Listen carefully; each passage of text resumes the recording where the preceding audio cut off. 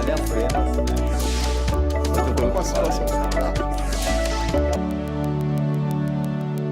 Olá, seja muito bem-vindo a mais um programa em discussão aqui na sua TV Alesp. São Paulo comemora neste 9 de julho a Revolução Constitucionalista de 1932. É um marco na história do Estado, aliás, é um marco na história do país, já que representa o momento em que os paulistanos almejavam a recondução do país a uma ordem constitucional. O que deu certo nessa revolução, se houve algum fracasso, qual a sua principal herança, enfim, são vários pontos que vamos abordar no programa em discussão de hoje. E para esse bate-papo, eu recebo aqui no estúdio o deputado estadual Coronel Telhada do Progressistas e o historiador Ricardo Della Rosa. Bom, para começar o nosso bate-papo aqui, vou começar com o Ricardo, me permita, deputado? Por favor. Para a gente começar, então, contextualizando em que momento histórico o Brasil estava naquele momento da Revolução de 32, Ricardo. Seja bem-vindo. Tudo bom? Tudo bem. Obrigado. A Revolução de 32, ela começa em outubro de 1930, na verdade. Foi quando Getúlio, 2 anos antes. Quando Getúlio Vargas assume o poder por meio de um golpe, né? O golpe de outubro de 30. Ele chega em São Paulo ovacionado, né? Com um grande apoio popular, e menos de 1 ano e meio depois, essas mesmas pessoas que ali estavam batendo palmas para ele, trocaram as palmas por fuzil para tirar ele do poder. Então, como isso acontece em um período tão curto de tempo, é explicado pelas escolhas que o Vargas fez para o Estado de São Paulo. Ele tirou os governadores paulistas, colocou interventores federais e que não conheciam absolutamente nada de São Paulo. E como a máquina de São Paulo... Interventores que não eram daqui, né? Não eram daqui, mas isso, a questão de onde nasceu eu acho pouco relevante. Eu acho relevante a cultura a respeito do Estado, né? Muito pouca cultura sobre São Paulo, causaram uma confusão tremenda e generalizada, porque São Paulo, em 32, já tinha loja de departamento, já tinha uma cidade cosmopolita enorme, né? O centro de São Paulo era do jeito que a gente conhece hoje. Então, quer dizer, esses interventores fizeram uma bagunça no Estado. E aí a população foi se cansando. Tem um ditado da época que falava: a paciência do paulista é grande, mas ela não é infinita. E aí as coisas começam a virar manifestações, as manifestações culminam, a gente vai falar disso, no dia 23 de maio de 32, onde corre sangue de fato, e aí as coisas já não têm mais acordo, né? E aí, em 9 de julho, estoura a Revolução de fato. Nunca para separar São Paulo do Brasil, e sim para voltar à ordem natural das coisas, né?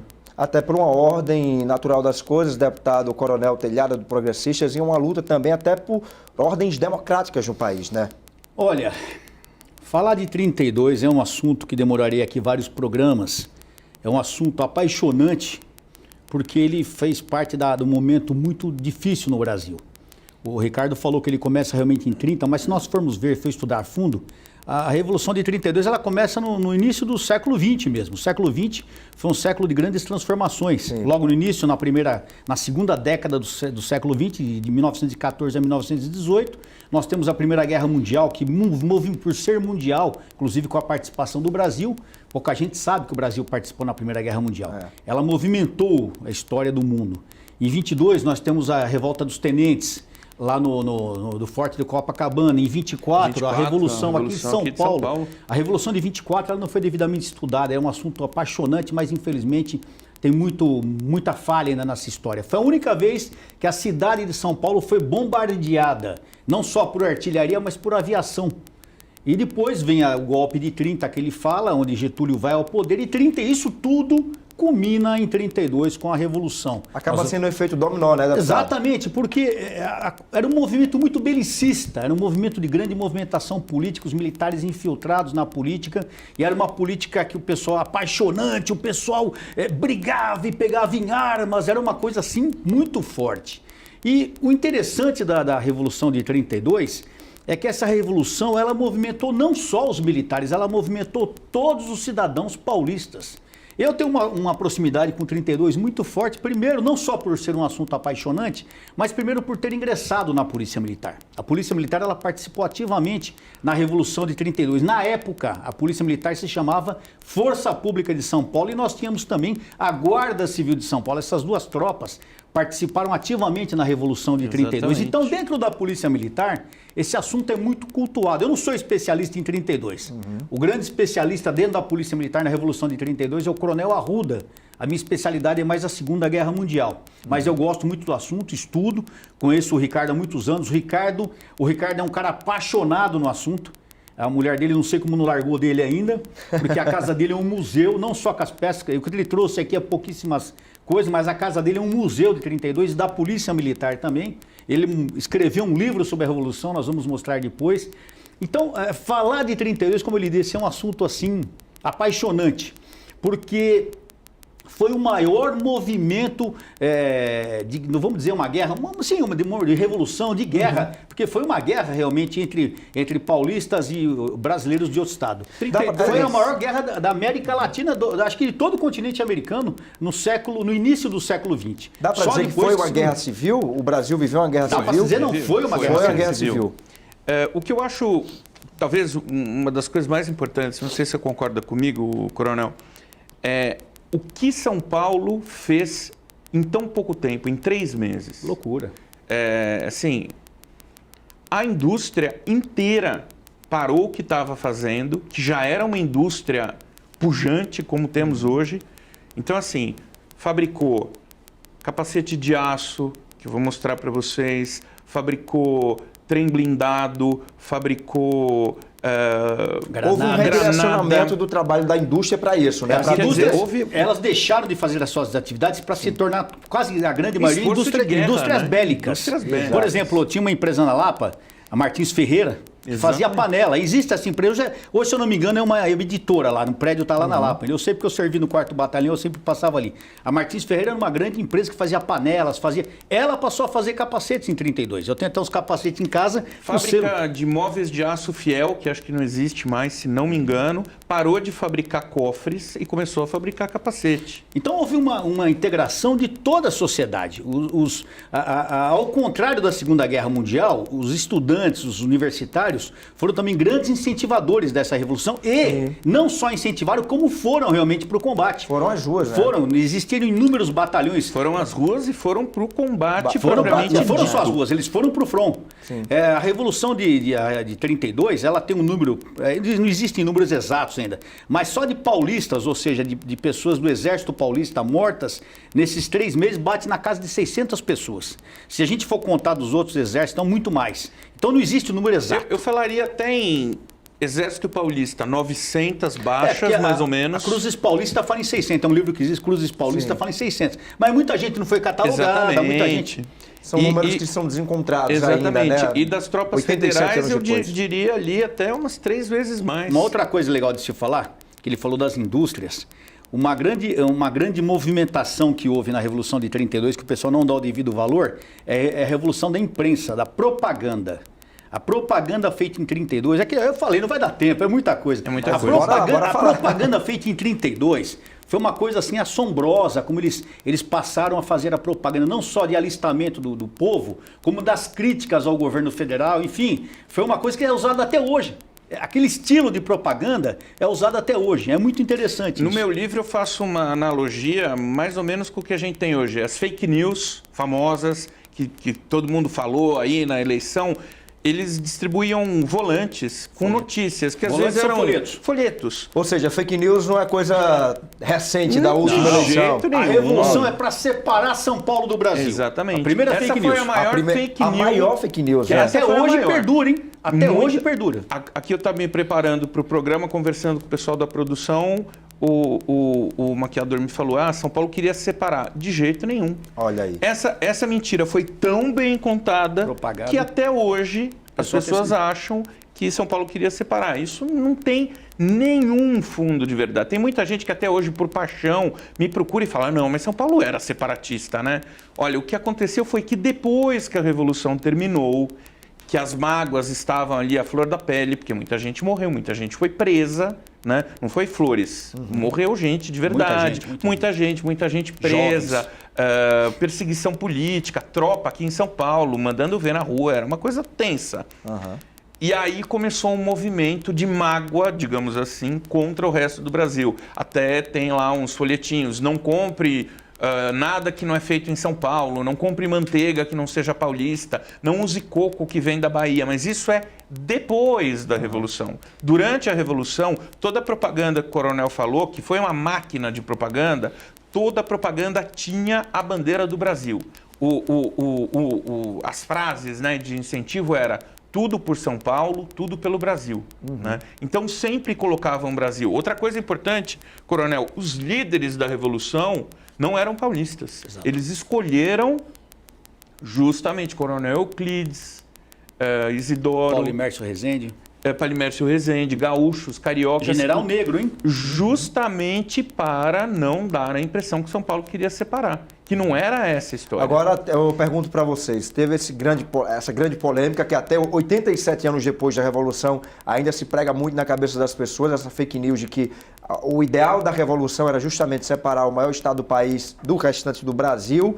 Isso pode explicar o fato, por exemplo, de... Aqui houve um engajamento muito grande a nível de estado, né? Mas o resto do Brasil, houve o apoio do resto do Brasil em relação à Revolução? E se não houve, foi justamente talvez... Diante dessa fake news, de se pregar isso, não, eles estão querendo se separar da gente, então a gente não vai chegar junto para apoiar também. É mais ou menos essa análise que pode ser feita também?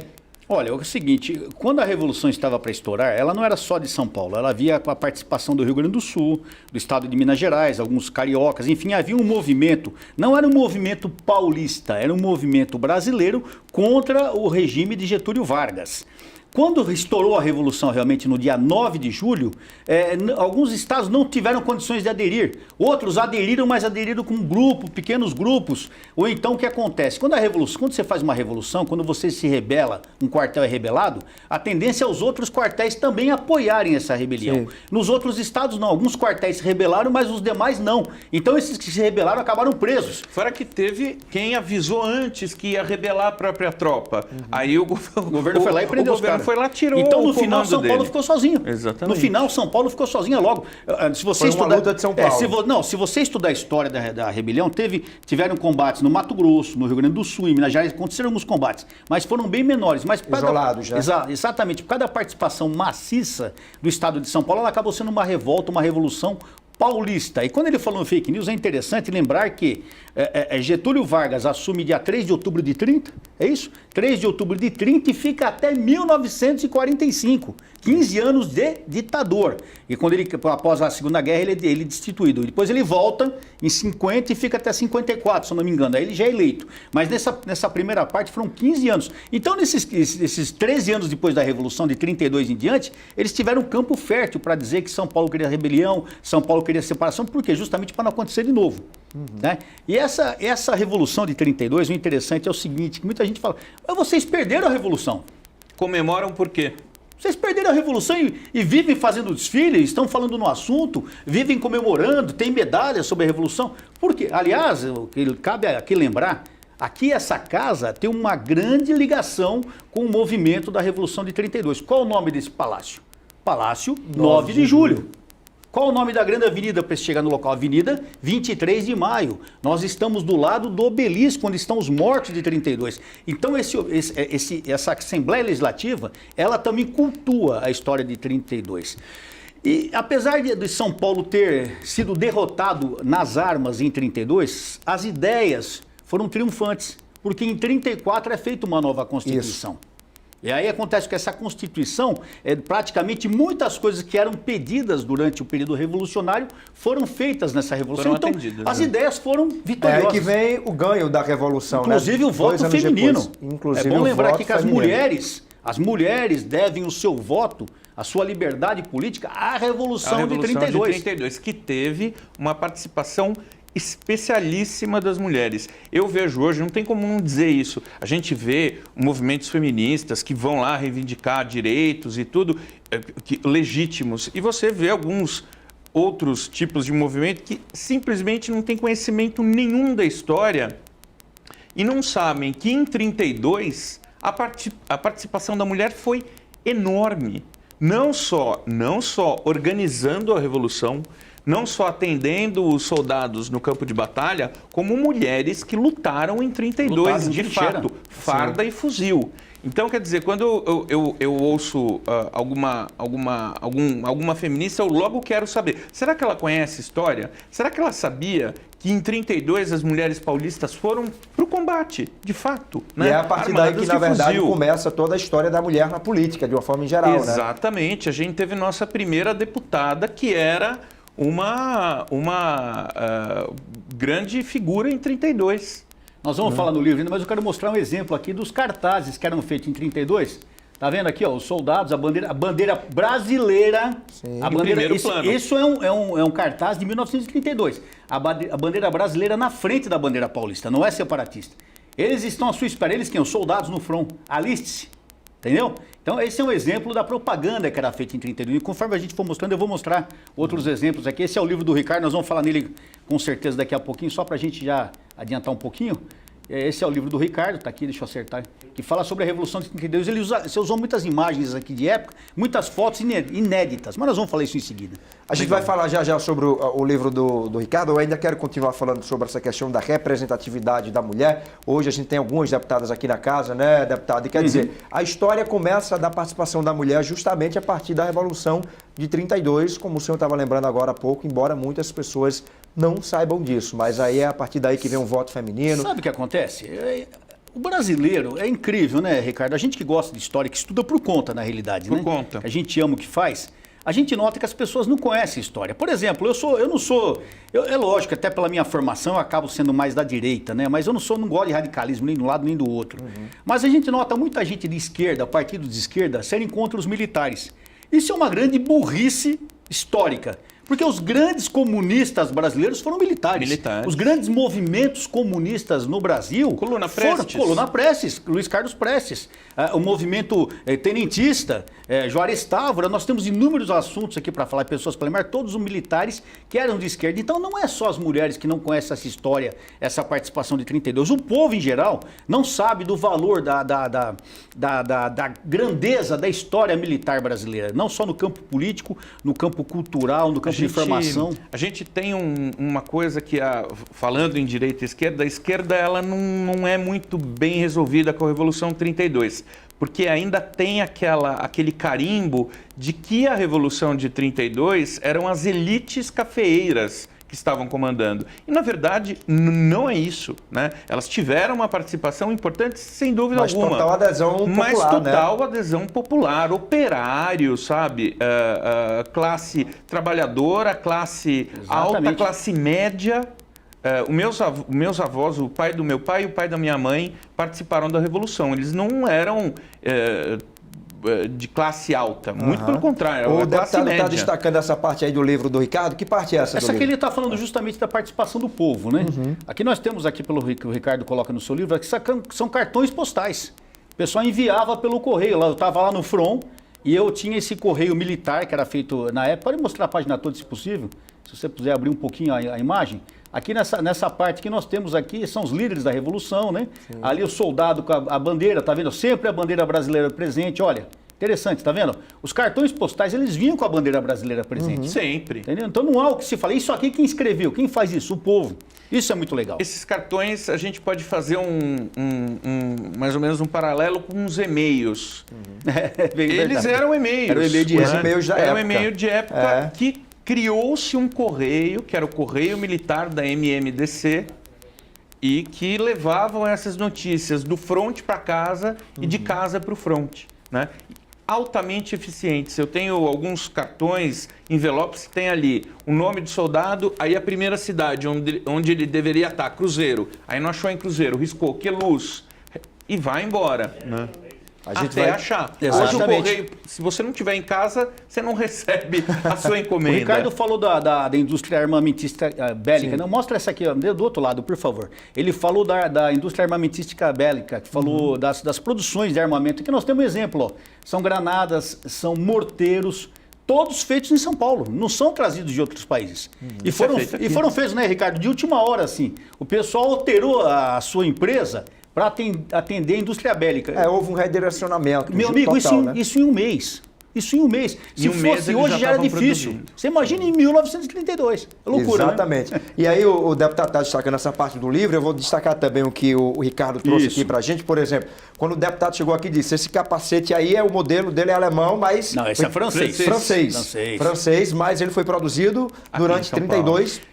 O na modelo é indústria de São francês, a Paulo. baioneta é alemã, que é de um Mauser, de um 7mm, o cantil, não sei qual É um padrão. cantil paulista. Na realidade, o que acontece, quando começa a Revolução de 32, a maioria dos armamentos, dos equipamentos, eram baseados no que foi usado na Primeira Guerra Mundial, de 14 a 18. Então nós temos aqui, ó, esse aqui é um capacete, um capacete modelo francês. Nós temos outro modelo que é o inglês. Modelo inglês. Tá, mas ele é feito em São Paulo, né, Ricardo? Esse é feito em São Esse Paulo é feito em também. São Paulo. O cantil, tá aqui um cantil, que é usado, ó, tá vendo?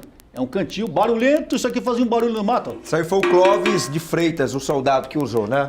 Exatamente. Você tem uma relação Como com você ele? sabe que é o Conhece? Clóvis de Freitas? Tem o nome dele aí. Tá escrito, Tá é? escrito o nome dele. O melhor tipo de peça que o colecionador acha é aquele que está marcado com o nome. Né? Quando você tem uma peça nominal, você pode começar, se você tiver empenho e sorte, a puxar um fio da meada. Infelizmente, este soldado Clóvis de Freitas, eu não encontrei ainda. Né? E você conseguiu onde esse material? Esse tipo de material aparece Garimpo. em feiras de antiguidade, é o garimpo. A gente chama de garimpo, o cara vai Exatamente, garimpando, né?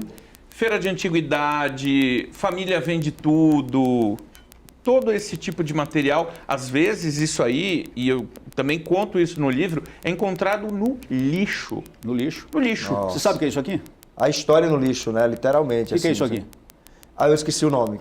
Isso é uma baioneta. Baioneta. E isso aqui, hoje a turma usa até mais como ornamental nas Forças Armadas, mas era muito usado em combate. Porque quando acabava a munição do soldado, isso aqui é um tipo... Era a arma dele. É uma arma que você coloca na ponta do fuzil, ok? Você coloca na ponta do fuzil, então você vai para o combate à baioneta. Quando você acabou a munição, você ataca outra tropa com a baioneta, ou seja, como se fosse uma lança. Esse Fala aqui que é a última bala dos valentes. isso aqui é um modelo alemão, do fuzil Mauser alemão. E você vê que o estado de conservação dele é excelente. Excelente. Até o coldre, não é, me fugiu o nome, não é mais coldre, como que é? A gente chama de frog, né? Que Na realidade é um coldre onde você coloca a bainha e a baioneta. Ela vai ao lado do soldado, ela vai, no caso, Na na cinta, farda né? desse lado aqui, entendeu? Então, você vê que é um material de excelente qualidade. E muitas vezes, infelizmente, você acha no lixo porque a família não sabe o que é, não dá valor, joga fora. É interessante isso, né? Na Associação Comercial de São Paulo, para você ter uma ideia, eles tinham, durante o período revolucionário, ali entre julho e outubro, eles tinham um manequim inteiro fardado, coronel, com todo paramentado, com Aonde? tudo, na sede da Associação Comercial. E estava lá um cartaz. Este soldado paulista é inteiro pronto e municiado aqui em São Paulo. A única coisa que ele porta que não é feito aqui é o armamento, que não deu tempo. Agora, porque se durasse mais um pouquinho... Você não me perguntou uma coisa importante, mas por que São Paulo teve que fazer tudo isso? Porque São Paulo não podia ter comprado, não podia ter adquirido, realmente seria muito mais caro adquirir e comprar. Mas houve um problema que as pessoas esquecem. São Paulo foi isolado totalmente. São Paulo foi isolado pelo mar, pelo ar e por terra. Porque ele acabou sendo cercado pelos demais estados, do lado do mar, a marinha acabou fechando, então São Paulo não tinha onde recorrer. O que eles compraram no início da Revolução, armamento, aviação, foi tudo apreendido, não conseguiu chegar em São Paulo. E Então, tem uma teve que coisa... se virar por aqui teve mesmo, né? Teve que se virar por aqui. E ainda a gente teve o problema que quando Vargas entrou no poder, colocou como... Teve um dos comandantes da Força Pública, que foi o Miguel Costa, que sabendo que São Paulo poderia se rebelar, foi muito devagarzinho, mas sem parar, desarmando a Força Pública de São Paulo. Então, ali numa canetada, ele mandava 5.000 fuzis para o Mato Grosso. Então, foi tirando armamento de São Paulo. Estrategicamente, né? Estrategicamente, porque eles já previam que São Paulo poderia dar problema. Pegando um gancho disso, olha que interessante, ele falou, me trouxe uma coisa à mente. Quando eu entrei na Polícia Militar, a Polícia Militar sofreu uma sanção muito grande por parte das Forças Armadas. Porque na época da Revolução de 32, São Paulo tinha infantaria, tinha cavalaria, tinha artilharia, que tinham canhões, né, de combate, tinha aviação, Seção de metralhadoras. seções de metralhadora. Com o final da Revolução, São Paulo é derrotado, a Força Pública foi praticamente quase totalmente dizimada na parte de Desmontada. armamento. Isso durou até os anos 80.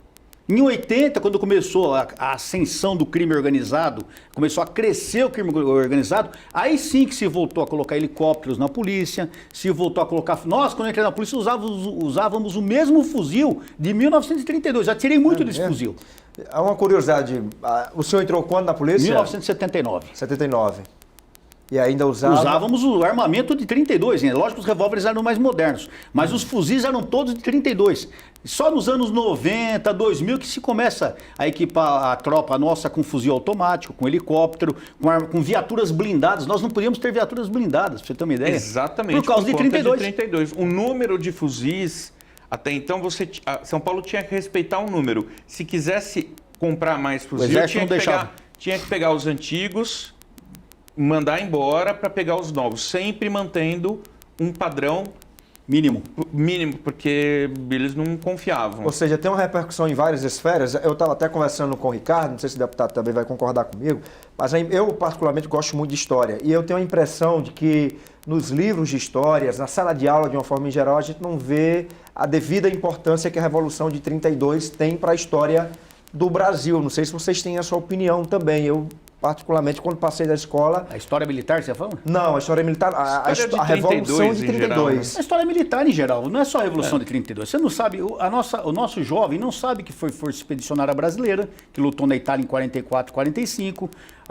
Os nossos jovens, como eu falei, não sabem o que foi a Revolução de 1924. Então não é exclusivo o 32 ser largado na parte histórica. É típico nosso achar que os movimentos militares são dispensáveis, etc. E, infelizmente, é uma grande falha, porque o movimento militar ele traz uma grandeza para o país muito grande.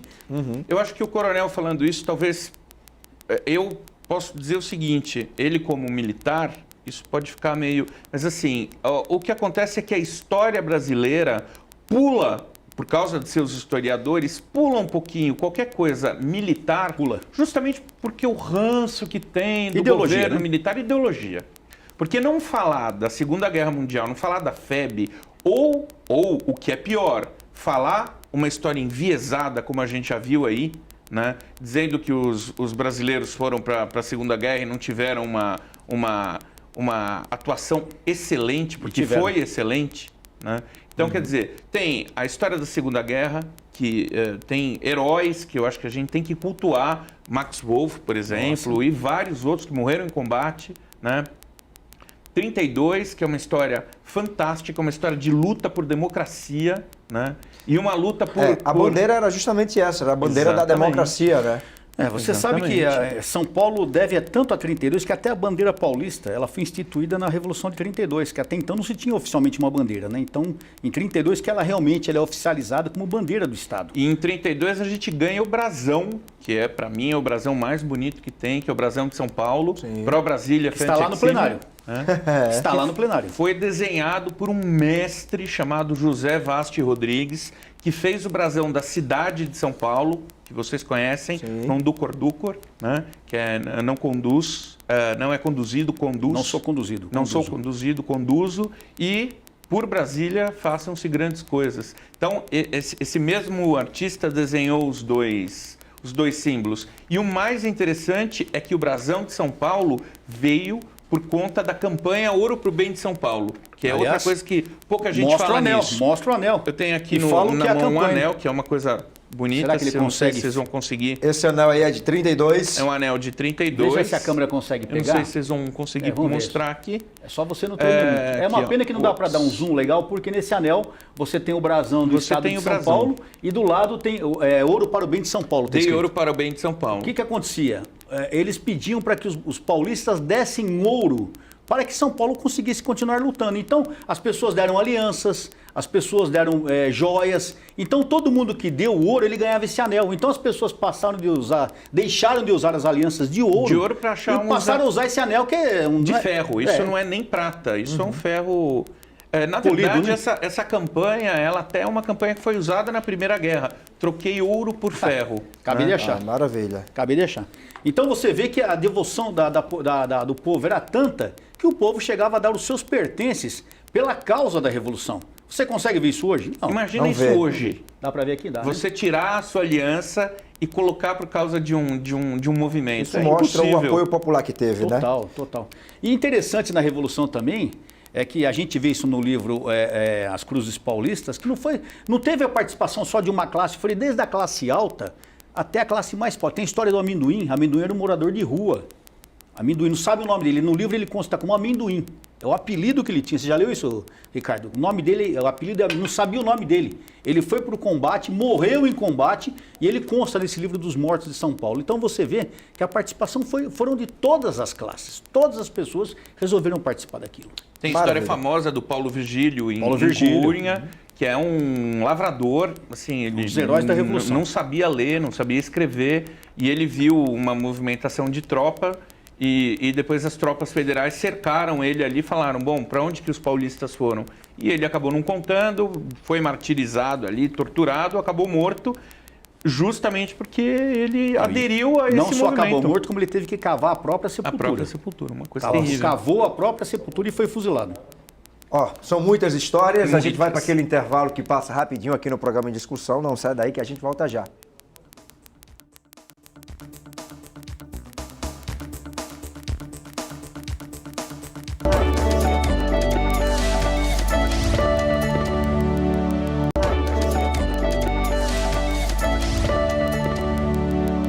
Muito bem, estamos de volta com o programa em discussão que hoje está falando sobre a Revolução Constitucionalista de 1932. Para esse bate-papo, eu estou recebendo aqui o deputado estadual, Coronel Telhada do Progressistas e também o historiador Ricardo Della Rosa, que escreveu um livro e já vou começando aqui detalhando que o deputado Coronel Telhada já destacou um outro ponto aí do livro do Ricardo. Que ponto é esse? Esse não, você falava justamente do anel, né? Sim. Então tá aqui o cartaz, doe ouro para o bem de São Paulo, e embaixo os anéis que eram usados e doados também como pagamento por esse ouro, ou seja, era uma prova de que aquela pessoa havia contribuído para o ouro de São Paulo, né? Se a gente conseguir mostrar esse outro lado aqui, tem uma Consegue? foto bem curiosa. Aqui. Essa foto eu vou explicar o que é. É a patriarca, não? É Praça do Patriarca. Então você tem lá no fundo o mapping, que não existe hoje, é o prédio do Itaú. No centro você tem esse monumento que também foi tirado. E você tem esse bandeirante escrito Ouro é Vitória. O que é isso? Olha como é outro planeta. Isso aí é um placar onde se jogava ouro. Então, se você olhar com calma a foto, você vai ver que tem um monte de objeto dentro dessa espécie de placar. A verdade. São coisas de ouro. E à medida que aquilo ia enchendo, Consegue puxar? eles recolhiam e levavam para os cofres. Isso, bem do lado do ouro ali, ó. Tá Agora vendo? imagina que no centro da cidade você tinha um local que você depositava ouro e ele ficava ali. Né? Bem aqui. Então, Já quer dizer, pensou isso hoje? hoje em dia, No eu acho que placar já aqui, ia ó. ficar um pouco mais difícil, né? Então, quer dizer, isso aí mostra bem o espírito, o engajamento da espírito. A população, devoção, né? é devoção. A devoção total. Eu acho que a palavra é essa, devoção. Agora eu queria saber o seguinte, você, Ricardo, a gente já mostrou alguns trechos do livro, bora falar um pouquinho especificamente do seu livro agora. Você escreveu legal. esse livro quando? Mostra o livro. Ó, tá aqui o livro. O Revolução livro de 32, né? O título do livro. É um Isso. sonho antigo do Ricardo, né? É um filho dele. é um filho. O coronel sabe que livro é um filho. Não, eu já A escrevi gente- 2, eu sei isso. São livros que, inclusive, gosto muito e vi nascerem. O último dele, né, o Sobre a Rota, Sobre a eu Rota. acompanhei. E me ajudou. E vou dizer o seguinte, o livro ele é um projeto de anos. Eu tinha um site na internet, quando eu comecei com essas por histórias São de Paulo. família, que é o Tudo por São Paulo. Hoje em dia ele existe no Facebook, no Instagram, Tudo por São Paulo 1932. E eu queria colocar isso num livro. Eu comecei na internet para compartilhar essas informações, né, que a gente fala aqui, gosta bastante. E aí, Segura o firme o livro. Isso. Aí.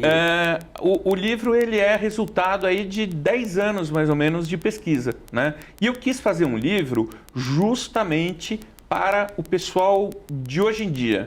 Então, quer dizer, é um texto jornalístico, Aham. é um texto rápido, porém, tem várias informações, Com muitas fotografias, ilustrações, muitas como a imagens, gente são estava vendo, 450 né? imagens, boa parte delas inéditas. Quantas imagens? Mais ou menos 450 imagens. Muita foto. Inédito. Foto inédita. Muito objeto que não tem em nenhum outro lugar, a não ser Essa aí. foto aí da capa. Como é que foi Essa a escolha da foto da foto é capa? a Guarda Civil do Estado de São Paulo. Força Pública, Guarda Civil fundaram a Polícia Militar. Então é da Polícia Militar essa A foto. gente pode dizer que essa tropa é da Polícia Militar, que é uma tropa que está pronta para ir para o fronte, né? Então, quer dizer, tem ali civis, tem ali o meu avô também, tem o avô de muita gente, né? Porque é uma história de todos nós. E a ideia do livro é justamente tentar popularizar um pouco a história, né? Às vezes a Revolução de 32 ela é contada com muita pompa, com muita circunstância e quem não entende, né? Os livros, inclusive com linguagem de época, quem gosta, nós que gostamos, tem alguma dificuldade para entender, porque é outro linguajar, outra coisa. Esse livro eu tentei escrever ele de uma maneira mais objetiva, mais direta, Mais para popular, tentar, né? exatamente, Porque o livro pra ele vinha com alcançar mais ele vinha com gente. muitos detalhes que a pessoa que não está habituada, ela não consegue entender. Então hoje, para se escrever um livro, você precisa escrever na linguagem de hoje. Porque às vezes a pessoa fica preocupada em destacar locais, detalhes, que para o leigo não interessa, que ele quer saber da história do combate, ele quer saber o que o povo passava. Não detalhes detalhes de ações de infantaria, essas coisas. Então o livro é legal por causa disso. Maravilha. Falando do livro, eu queria convidar todo mundo para no dia 10, que vai ser o lançamento do livro, na Livraria Cultura do Shopping Guatemi, às 18h30. Então, lá a gente vai fazer um bate-papo sobre a Revolução, vão ter algumas peças da época, né? E a gente vai poder depois falar vai um estar no pouquinho site disso. também, né? Exatamente. Você pode procurar lá em pandabooks.com.br. Panda do urso, pandabooks.com.br. Ah, maravilha. Muita gente pode perguntar, peraí, mas o programa não chama em discussão? O que vocês estão falando de 32, né?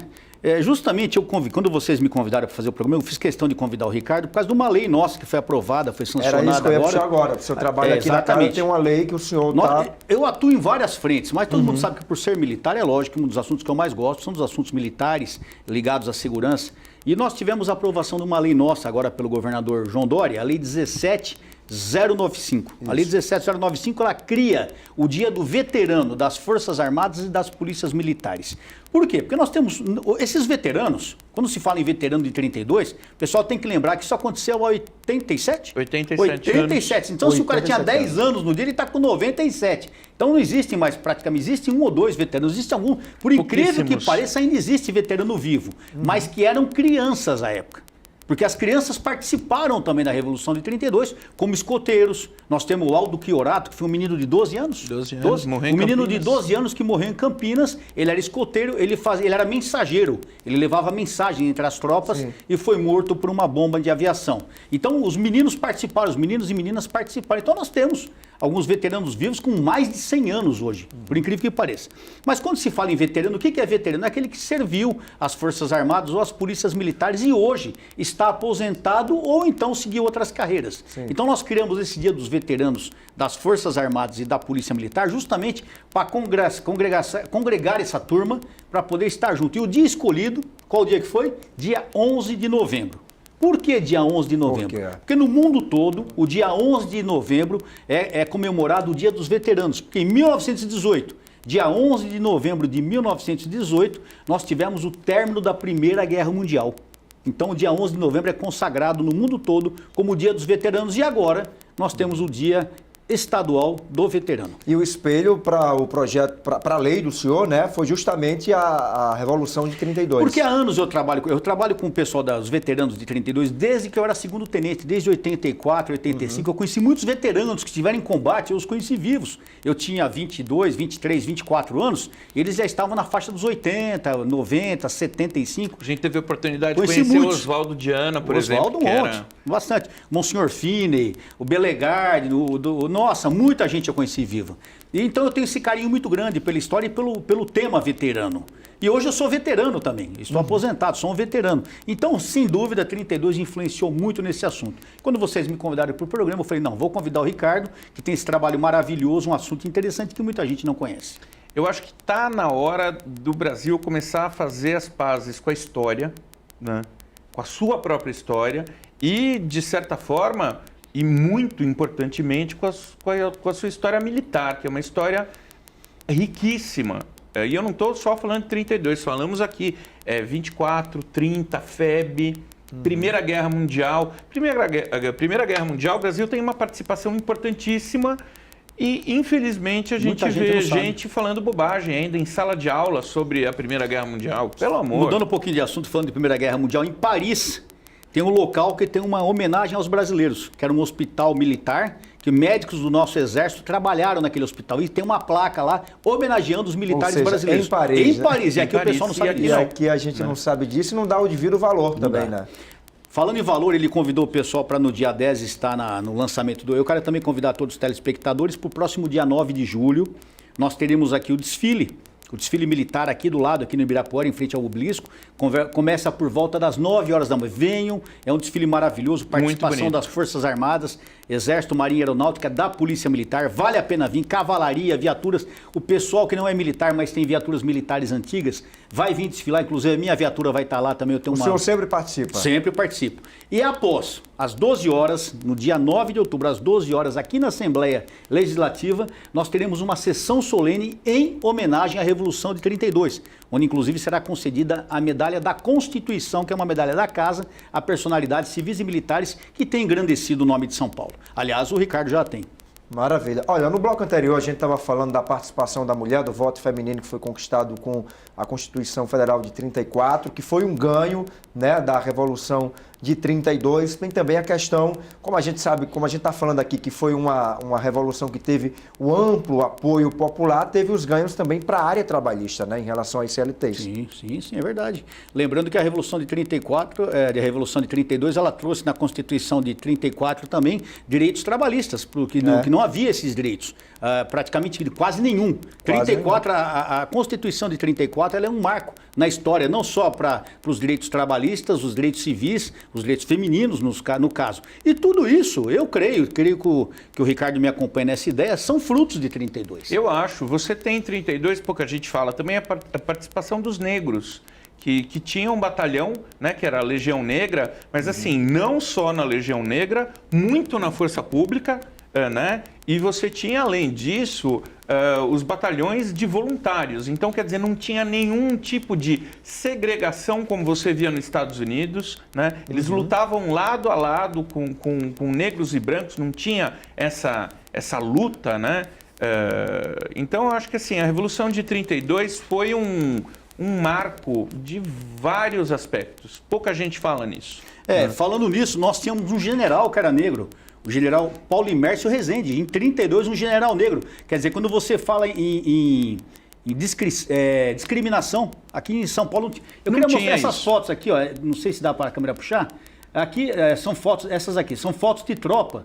Deixa eu ver se eu consigo, isso, fica meio desfocado, mas e a grande maioria das tropas eram negras, inclusive a terceira foto, que tem um cavalariano e um soldado, os dois são negros.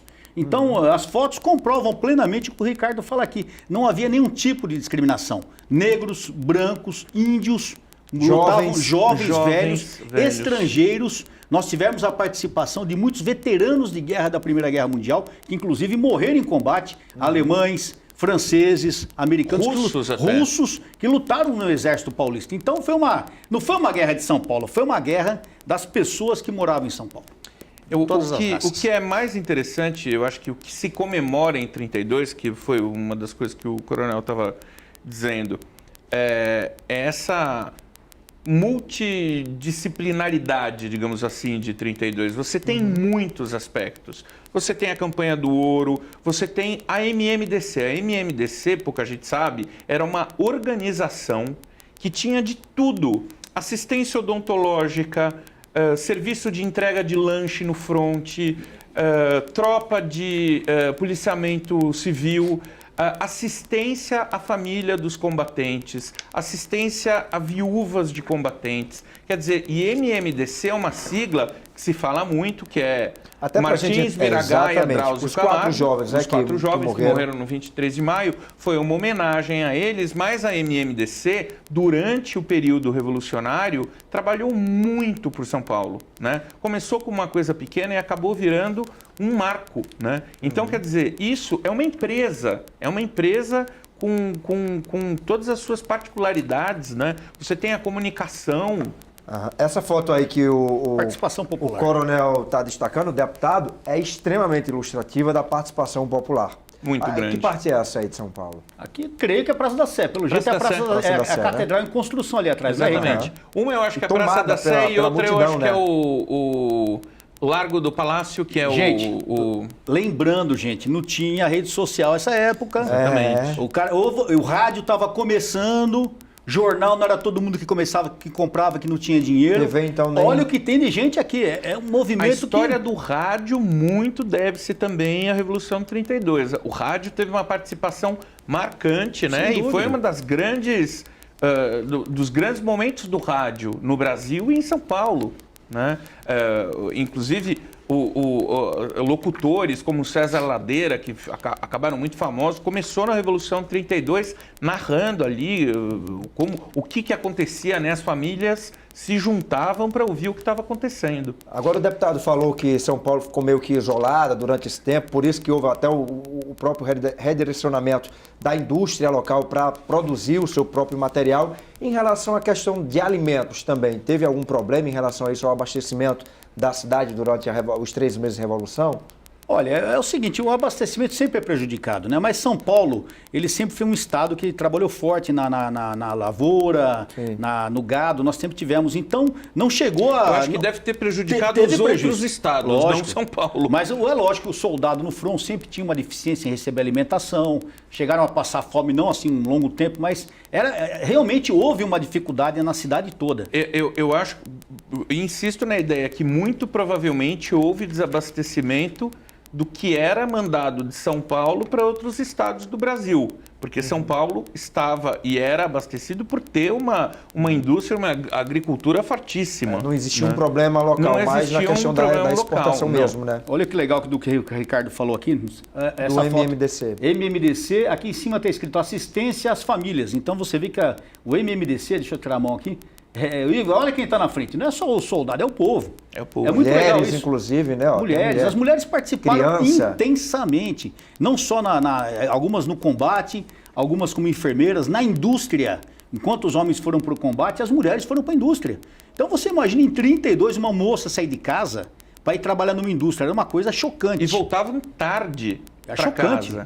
E tinham entre elas, assim, se elas ficavam muito alinhadas no final do dia, quer dizer que elas não estavam ali dando sangue. Então, quer dizer, falava ainda, olha, eu preciso parecer mesmo que eu trabalhei muito, porque senão não vão me dar valor. O que ele está então, falando é interessante. Isso é importante. O que ele está falando é interessante. Deixa eu tirar o óculos aqui, que eu não quero sair de óculos com essa cara de mais velho ainda. Outra coisa interessante da Revolução, gente, que talvez vocês... vai passando ao longo isso, vai passando. São cartazes da Revolução, pins que eram usados por todos, não só pelos combatentes, mas pelo povo. Olha que legal. Olha a parte de propaganda, é assustadora. É assustadora. Coisa. E outra coisa interessante, os homens que não se alistavam, eles eram, não digo atacados na rua, mas eram afrontados. Os jovens que não se apresentaram para o combate, as mulheres falavam, vai vestir saia, covarde. Tinha um flerte que acontecia na época, que era o bilhetinho. A mulher passava do lado do homem que ela gostava e colocava um bilhetinho no bolso dele. E se o rapaz estava andando lá, não estava fardado, não estava em combate, ele abria o bilhetinho e estava lá, vista saias. Porque o irmão dela e o pai dela provavelmente estavam lá na fronteira com Minas ou com o Rio de Janeiro trocando tiro, né? E o bonitão aqui no centro de São Paulo desfilando. Mais de 100 mil homens aderiram ao... acho que até não sei se não tem cabeça, você sabe? Mais ou menos, se você somar todas as tropas voluntárias de São Paulo, fora o contingente, Força Pública e Exército, mais ou menos 100 mil homens. São Paulo fez dinheiro também, viu? São notas que foram usadas na Revolução. Que é a economia, bônus de guerra, né? Porque você precisava movimentar uma economia que estava travada com o resto do Brasil. Então criou-se mais ou menos uma Casa da Moeda brasileira, né? Que foi a indústria Melhoramentos de Papel, que fez cédulas, distribuiu e vou dizer mais, começou a acontecer falsificações. Então, tinham locais que a pessoa ia lá testar para ver se a nota era falsa ou verdadeira. Porque começaram a colocar notas falsas em circulação. Tudo isso em 3 meses. É muito difícil de acreditar. Houve fazer uma profunda revolução no nome propriamente dito. Né? São Paulo não para. que é um dos lemas de São Paulo. Mas em 32 eu vou dizer que é assustador o que foi feito. A nossa indústria bélica foi tão fortemente desenvolvida, que até carros blindados nós passamos a fazer. Porque até então, os carros blindados eles eram estrangeiros, a grande maioria francês, né, da Renault, né? Eram os carros de combate da Primeira Guerra, que nós chamamos de tanque de guerra.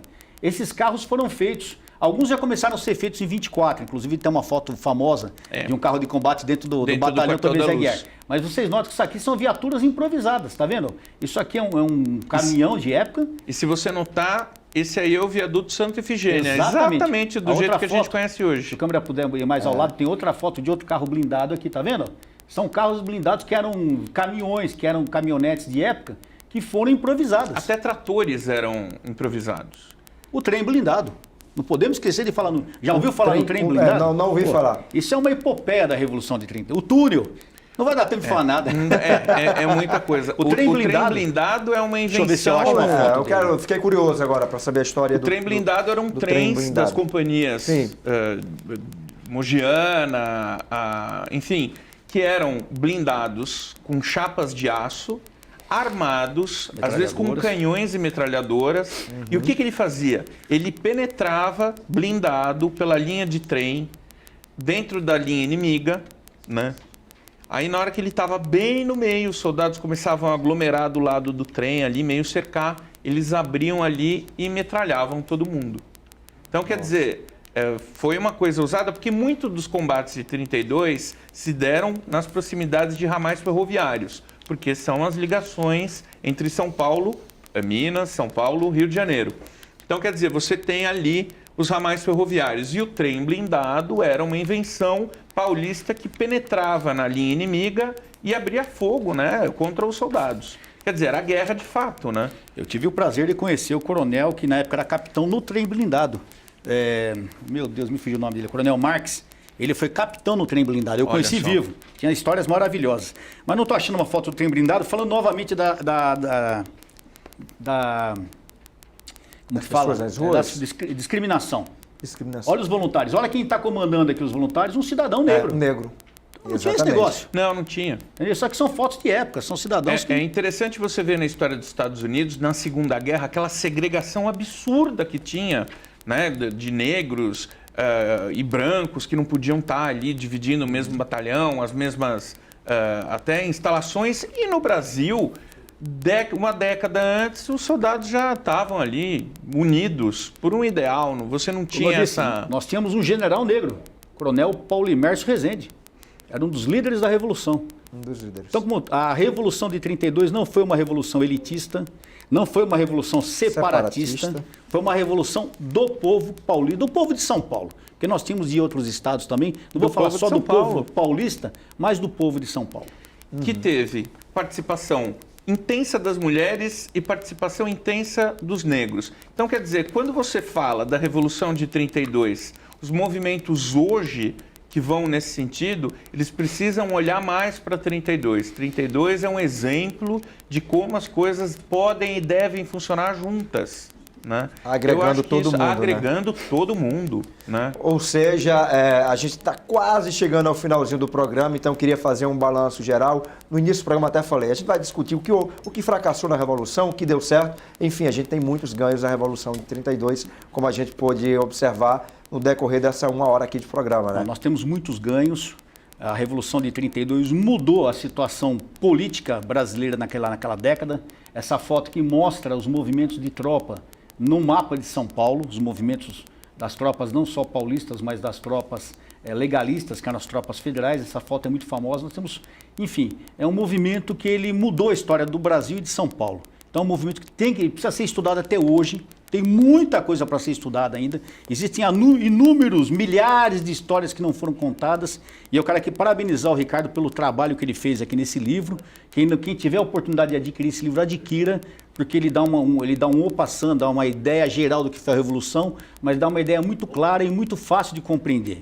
E isso é muito bem ilustrado. Bem ilustrativo, muito bem né? ilustrada. Vale a pena eu aconselhar os amigos que conheçam essa obra para valorizar ainda mais a Revolução de 32. Eu agradeço, Coronel Telhado, a vocês pelo espaço. De fato, 32 é uma história muito rica, muito bonita e eu acho que, como eu já disse antes, eu acho que o brasileiro precisa voltar a fazer as pazes com a história, né? Com a própria história. Temos heróis, temos ícones, temos modelos a serem seguidos, olhando para trás. E a gente tem, infelizmente, a pecha de um povo que não olha para o seu passado, né? Eu me preocupo muito com isso, porque eu acho que hoje, um povo que não tem seus ícones, acaba elegendo ícones errados, né? E você tem na sua história muita gente que a gente devia se inspirar, muitos nomes, né? E tem essa parte militar da história, e a gente precisa trazer isso de volta. Sabe, eu acho que essa coisa ideológica precisa cair um pouquinho e a gente precisa olhar mais.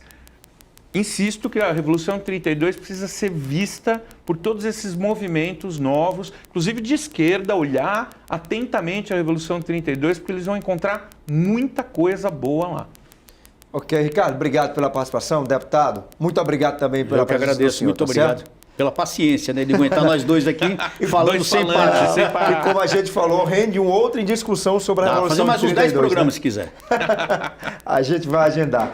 Olha, o programa em discussão de hoje vai ficando por aqui. Lembrando que você pode rever a nossa programação, o nosso programa a qualquer momento no nosso canal no YouTube. Até a próxima. Até lá.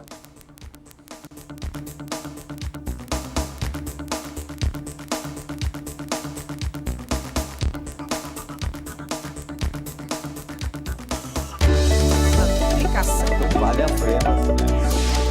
Eu tô com participação.